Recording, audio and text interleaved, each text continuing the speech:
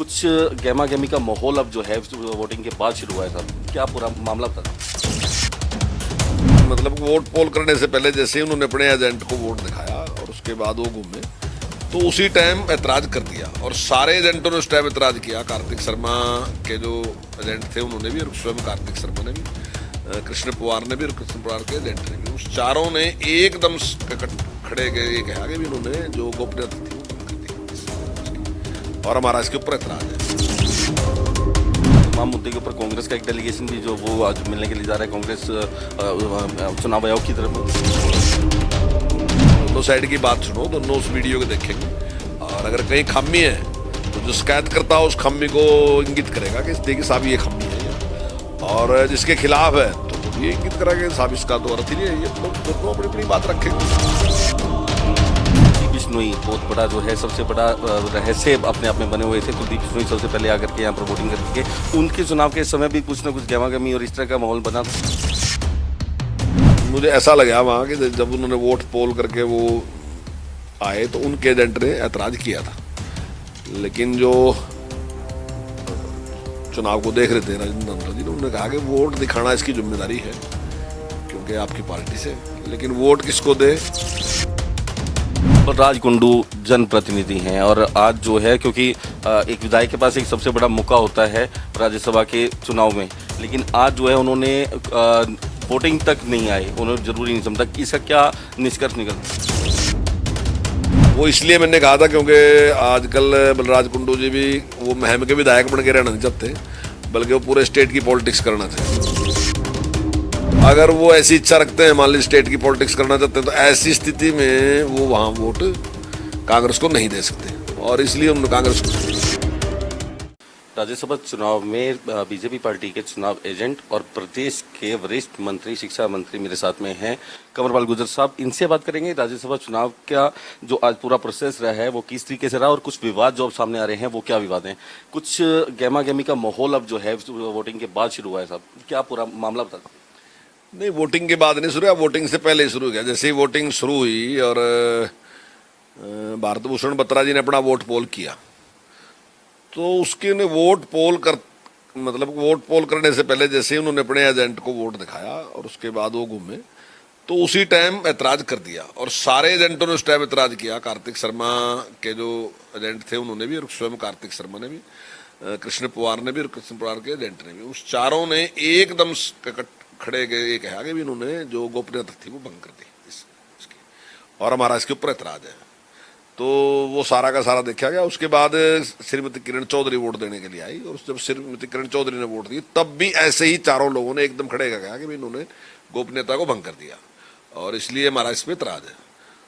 तो उसको बाद में देखा भी गया है और जो राजेंद्र नंदा जी हैं उन्होंने उस पर अपना निर्णय लिया और उसके बाद उसको उन्होंने जो कंप्लेंट थी उस कंप्लेंट को उन्होंने चुनाव आयोग के पास भेज दिया और मैं समझता हूँ साथ ही उसकी जो वीडियो बनी थी उस वीडियो को भी उन्होंने चुनाव आयोग को भेज दिया और मैं समझता हूँ अभी कुछ ही देर में शायद चुनाव आयोग उसके बारे में अपना निर्णय देगा। पर कोई जो वीडियोग्राफी हुई है, तमाम वीडियोग्राफी जो है आरओ ने देखी है, उसके बाद 2 निर्वाचन अधिकारी यहाँ पर मुख्य तौर पे जो चुनाव आयोग से आए हुए थे उन्होंने भी इस चीज़ को देखी, लेकिन उनकी तरफ से इसके ऊपर कहीं सहमति व्यक्त नहीं की जा रही कि कुछ ऐसा हुआ। देखिए हर केस की ना जी अपील तो होती है। मान लीजिए ऐसा नहीं है कि आप फिर आप ऐसे तो जो भी लोअर कोर्ट है उसमें आप गए और आपने कहा कि फैसला तो जज साहब ने दे ही दिया, आप सेशन में क्यों अपील कर रहे हैं, आप या सेशन ने दे दिया फैसला तो फिर हाई कोर्ट में क्यों अपील कर रहे हैं। तो मान लीजिए कोई टेक्निकल बात है, आप मान रहे कि ये है, दूसरा कह रहा है कि नहीं ऐसा नहीं है, तो लेकिन वहाँ सबकी राय यही थी कि जो गोपनीयता थी वो भंग की गई है। पूरे तमाम मुद्दे के ऊपर कांग्रेस का एक डेलीगेशन भी जो वो आज मिलने के लिए जा रहा है कांग्रेस चुनाव आयोग की तरफ में। देखिए तो अधिकार है, दोनों का अधिकार है। जो शिकायत करता है वो शिकायत भी करेगा और जिसके खिलाफ शिकायत हुई उसका भी अधिकार है वो अपनी बात रखे। दोनों व्यक्ति अपना अपना पक्ष रखेंगे। अब ऐसा तो नहीं है भाई एक ही साइड की बात सुन लोगे और आप फैसला कर दोगे। दोनों साइड की बात सुनो, दोनों उस वीडियो को देखेंगे और अगर कहीं खामी है तो जो शिकायत करता है उस खामी को इंगित करेगा कि देखिए साहब ये खामी है यहाँ, और जिसके खिलाफ है तो वो भी इंगित करेगा साहब इसका तो अर्थ ही नहीं है। ये तो दोनों अपनी अपनी बात रखेंगे और निर्णय चुनाव आयोग ने करना। कुलदीप बिश्नोई बहुत बड़ा जो है सबसे बड़ा रहस्य अपने आप में बने हुए थे। कुलदीप बिश्नोई सबसे पहले आकर के यहाँ पर वोटिंग करके गए, उनके चुनाव के समय भी कुछ ना कुछ गहमा गहमी और इस तरह का माहौल बना था। देखिए कुलदीप बिश्नोई ने तो पहले बयान भी दिया था कि भाई अंतरात्मा के आवाज पे ये अपनी वोट देना चाहिए, और मैं समझता हूँ कि शायद उन्होंने कांग्रेस को वोट नहीं दिया, क्योंकि मुझे ऐसा लगा वहाँ कि जब उन्होंने वोट पोल करके वो आए तो उनके एजेंट ने ऐतराज किया था, लेकिन जो चुनाव को देख रहे थे राजेंद्र नंदन जी ने, उन्होंने कहा कि वोट दिखाना इसकी जिम्मेदारी है क्योंकि आपकी पार्टी से, लेकिन वोट किसको दे ये इसकी मर्जी है। कुलदीप बिश्नोई के वोट के ऊपर वहीं कांग्रेस के ही चुनाव एजेंट ने, जो चुनाव एजेंट था उसने ऐतराज किया कि इसने वोट गड़बड़ किया, लेकिन उसने कहा कि वोट देना इसका अधिकार है, ये किसको देता है, लेकिन दिखाना इसकी जिम्मेदारी है। दिखाने ने आपको दिया, वो उसका जो पर्पस था वो सॉल्व हो लिया दिखाने वाला, अब ये किसको देता है ये इसकी मर्जी है। मान सकते हैं कि ये पूरे इस प्रकरण के दौरान जो अभी आरोप प्रत्यारोप का जो आरोप दौर शुरू हुआ, कहीं ना कहीं काउंटिंग जो है वो डिले होगी, इसमें बहुत ज्यादा वक्त लग सकता है। अब पता नहीं, अभी देखिए चुनाव जो क्या फैसला लेता है, मैं इसके बारे में क्या बता सकता हूँ, क्योंकि वो देखने के बाद अगर उनको सीडी में कुछ और गंभीर लगता है या उसका और कुछ विश्लेषण करना चाहते हैं तो वो तो उनका विषय है। अगर वो किसी बात से सेटिस्फाई हैं, शिकायतकर्ता से सेटिस्फाई हैं तो उस पर भी दे सकते हैं, दूसरों से सेटिस्फाई हो तो उनका विषय है। बलराज कुंडू जनप्रतिनिधि हैं और आज जो है, क्योंकि एक विधायक के पास एक सबसे बड़ा मौका होता है राज्यसभा के चुनाव में, लेकिन आज जो है उन्होंने वोटिंग तक नहीं आए, उन्होंने जरूरी नहीं समझा, इसका क्या निष्कर्ष निकलता है?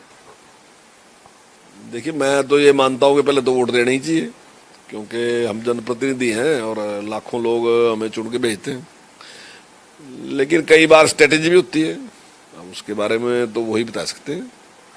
अब क्यों नहीं उन्होंने वोट दिया, जैसा मेरा मानना था शुरू से ही कि भाई अब वो कांग्रेस की वोट नहीं दे सकते, मैंने पहले भी आपके चैनल पे कहा भी है कि वोट दे नहीं सकते। वो इसलिए मैंने कहा था क्योंकि आजकल बलराज कुंडू जी भी वो महम के विधायक बन के रहना नहीं चाहते, बल्कि वो पूरे स्टेट की पॉलिटिक्स करना चाहें। उनके बयान जो मैंने देखे वो इस प्रकार के बयान थे कि उनकी इच्छा थी, तो अगर वो ऐसी इच्छा रखते हैं, मान लीजिए स्टेट की पॉलिटिक्स करना चाहते हैं, तो ऐसी स्थिति में वो वहाँ वोट कांग्रेस को नहीं दे सकते, और इसलिए उन्होंने कांग्रेस को वोट दी भी नहीं, पर लेकिन उन्होंने किसी के पक्ष में भी निर्णय नहीं किया। कांग्रेस डेमोक्रेटिक पार्टी बताती है अपने आप को, बहुत ज़्यादा बड़ा लोकतंत्र इस पार्टी में बताया जाता है, लेकिन क्या मान सकते हैं कि कांग्रेसी जो लीडर्स हैं मेन, इनको अपने विधायकों के ऊपर भी किसी तरह का भरोसा, यकीन, विश्वास नहीं था, जिसकी वजह से इन्हें जो है छत्तीसगढ़ ले जाना पड़ा? नहीं, कांग्रेस कहाँ से डेमोक्रेटिक होगी, कभी रही होगी कभी कांग्रेस डेमोक्रेटिक? पंडित जवाहरलाल नेहरू के टाइम में, उसके बाद तो कहीं डेमोक्रेटिक नहीं है।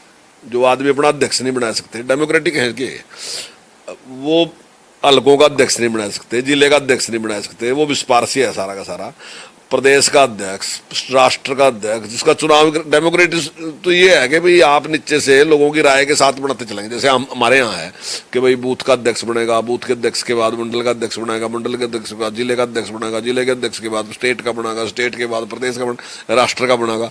तो ये होता है सिस्टम डेमोक्रेटिक। तो ये डेमोक्रेटिक नहीं होता कि भाई एक ऊपर वाला ही सारा फैसला करेगा, क्या करेगा क्या नहीं। कहीं डेमोक्रेसी नाम की कोई चीज नहीं है, वो अनुशासनहीनता को डेमोक्रेसी करे। अगर अनुशासनहीनता डेमोक्रेसी है फिर तो है। कहीं ना कहीं विश्वास नहीं था जो यहाँ से उठा के ले जाना पड़ा। मेरा सवाल फिर वही दोबारा नहीं, देखिए उठा के जाना, एक दो दिन के लिए रहना, ये तो सब कहीं रहता है, सभी पार्टी में रहता है। लेकिन जिस प्रकार से कांग्रेस ने किया तो मैं समझता हूँ कुछ ना कुछ उनकी शंकाएं बड़ी थी, क्योंकि इतनी दूर जाने की जरूरत नहीं थी, बहुत दूर गए, बहुत दूर, और 7 दिन 8 दिन जो है लगाना वहाँ पास ही राजस्थान में उन्हीं की सरकार थी, नजदीक भी रह सकते, लेकिन वो इतनी दूर गए, छत्तीसगढ़ लेके गए जिस प्रकार से सारा का सारा, और इतने दिन पहले ही लेके चले गए जिस प्रकार से, तो शायद उनका अंदर का इस प्रकार का एक दूसरे के प्रति विश्वास होगा। आज किरण चौधरी जब बाहर निकल कर आई थी चुनाव देने के बाद में, तो उनसे बात हुई थी, उनका साफ तौर पे कहना था कि ये सवाल जो है बीजेपी के लीडर से ही पूछा जाना चाहिए। मैं इसलिए आपसे ये पूछ रहा हूँ कि यहाँ भी 36 घंटे से ज्यादा जो है वो बीजेपी के लीडर्स को एक रिजॉर्ट में रखा गया, उसका तात्पर्य क्या? देखिए, राज्यसभा का चुनाव जो है टेक्निकल चुनाव होता है, ये खाली वैसा वोट नहीं है गए और स्टैंप लगाइए रह गए आप। इसका ये भी है, आपकी फर्स्ट चॉइस भी है, सेकंड चॉइस भी है, आप उसमें भी वोट है आपका, और आपकी थोड़ी सी भी गलती वोट को कैंसिल करा सकती है। आप कहीं भी अगर निशान लगा दोगे पूरे बेल्ट पे, आपने एक भी कहीं छोटा सा भी आपका पेन भी ऐसे लग गया तब भी आपका वोट कैंसिल है। अगर सही जगह पे आपने सही निशान नहीं लगा तब भी आपका वोट कैंसिल है। एक तरीके इनकी नहीं, बहुत तरीके ऐसे हैं जिससे वोट कैंसिल हो सकता है। अगर कागज थोड़ा सा भी कहीं से पट गया और चला गया तो आप और लेके उसको और आपने वोट पोल कर दिया, तब भी आपका वोट कैंसिल है। जब आपको दिया जा रहा बैलेट पेपर फाड़ते टाइम अगर बैलेट पेपर में फाड़ने में गड़बड़ होगी और आपने ध्यान नहीं दिया, आपका जब भी वोट कैंसिल हो सकता है। तो हमने इसलिए वहां पे एक बैठक रखी और हमने अपने सारे मेंबरों के साथ बैठ के उसमें हमने मॉक ड्रिल की। हमने एक बार वोट डाला, फिर दूसरी बार वोट डाला, और जब हमें लगा कि बिल्कुल ठीक है तो ठीक है। और जैसे आप कह रहे कि जितने टाइम रहे, तो पहले दिन सारे विधायक ऐसा नहीं होता कि हमने कह दिया कि भाई सब 4 बजे पहुंच, 4 बजे पहुंच, कोई नहीं पहुंचता। तो 4 बजे है, कोई 5 बजे आएगा, कोई 6 बजे आएगा, कोई 8 बजे आएगा, कोई 9 बजे आएगा। सुबह लोग उठाएंगे, मान लो आप 11 बजे कोई प्रोग्राम रखो, इतना टाइम तो लगता ही है। तो हमारा कोई वो नहीं था, हमारा ये था कि कोई भी वोट जो है वो खराब नहीं होनी चाहिए, क्योंकि वोट बहुत ही महत्वपूर्ण, 90 ही तो वोट है सारी, तो इतनी इंपॉर्टेंट वोट है, तो कहीं भी किसी प्रकार का छोटा सा भी फॉल्ट उसमें नहीं रहना चाहिए। इसलिए हमने तैयारी की और आपने देख लिया। अभी हम वोट डाल गए तो हमने इतने लोगों ने वोट डाली, तो कांग्रेस ऑब्जेक्शन तो नहीं कर सकी किसी पे भी, एक वोट पे भी कोई ऑब्जेक्शन नहीं कर सका कि आपने वोट डालते टाइम कोई भी गोपनीयता भंग की, कुछ भी आपने किया, ऐसा कोई ऑब्जेक्शन था। उसका कारण यही है क्योंकि हम पहले तैयारी करके गए थे। 6 साल पहले सियाही कांड 2016 में हुआ था। नाम पूरे प्रदेश का नाम जो है पूरे देश में फेमस हुआ था कि यहाँ पर कुछ भी संभव है, इसे 14 विधायकों का एक तरफ से इस तरीके से खिसक जाना। तो क्या उसकी कोई पुनरावृत्ति की संभावना किसी तरीके नजर? नहीं, बिल्कुल नहीं। वो तो एक बार होगी घटना ऐसी। अब तो पूरे देश में जिस प्रकार की चौकसाई बरती गई, हालांकि वो पहले था, लेकिन उस पर उतना गंभीरता से किसी का ध्यान नहीं था कि ऐसा भी हो सकता है। तो वो घटना घटी और जो लोग जिम्मेदार हैं पता ही है उनका भी कि कौन जिम्मेदार थे उसके, पर लेकिन वो स्पष्ट नहीं कर सकते, क्योंकि जब तक कोर्ट ने नहीं माना किसी को तो फिर तो हम क्या कह सकें कौन था कौन नहीं था। तो किसी का हालांकि पता ही है सबको। तो इस प्रकार की कोई पुनरावृत्ति कोई उम्मीद नहीं आने वाला जी। बड़ी एक लास्ट एक मेरा सवाल ये रहने वाला है कि जो हालात जिस तरीके से अब दिखाई दे रहे हैं, क्या क्योंकि मुद्दा लास्ट में आकर के इलेक्शन कमीशन के सामने आएगा, इलेक्शन कमीशन का जो भी डिसीजन आएगा वो स्वीकार्य रहने वाला है? देखिए उसमें क्या है, वो तो स्वीकार करना ही है। अगर आप मेरे से पूछोगे सुप्रीम कोर्ट फैसला करेगा आपको स्वीकार है, अभी इसमें क्या था, मेरी चॉइस क्या, सुप्रीम कोर्ट जो जिस तरह के इसके हालात जो है वो सबसे बड़ी अथॉरिटी है, उसमें मैं कैसे कह सकूं सर, वो तो सबको स्वीकार ही करना होता है। देखिए चुनाव आयोग जो है सबसे हायर अथॉरिटी है जो वो फैसला करेगी। लेकिन क्योंकि आप अंदर थे, आपने सारी चीजें अपनी आंखों से देखी कि वहां पर किस तरीके का माहौल बना, वहां पर कोई और लोग नहीं जा सकते थे, इसलिए मेरा सवाल था कि वो आप मैं जैसे देखिए मैं अपनी पार्टी की तरफ से एजेंट नियुक्त किया गया, तो मैंने वोट देखना था। जैसे मेरी पार्टी के जो भी लोग आ रहे थे मुझे वोट दिखा रहे थे, तो मैं पीछे था, मुझे नहीं देख रहा था। लेकिन जो परली साइड जाके जिनकी जिम्मेदारी ये थी कि वो ठीक बोल रहा कि नहीं रहा, उनकी थी। लेकिन मैं दावे के साथ ये बात कह सकूं, मैंने नहीं देखा पर मैं दावे के साथ ये बात कह सकूं कि चारों आदमी एक साथ उठेंगे, इन्होंने गोपनीयता भंग कर दी। ऐसे ही जब श्रीमती किरण चौधरी ने कहा तब भी चारों आदमी एक साथ उठे। ऐसा था कि एक आदमी ने इतराज किया और बाद में उठे हूं, चारों आदमी एक साथ उठे, उन्होंने कहा कि गोपनीयता भंग कर दी। तो यानी कि कुछ ना कुछ उनकी सामने आंखों के सामने हो रहा था, तभी वो एकदम 4 के 4 लोग उठे।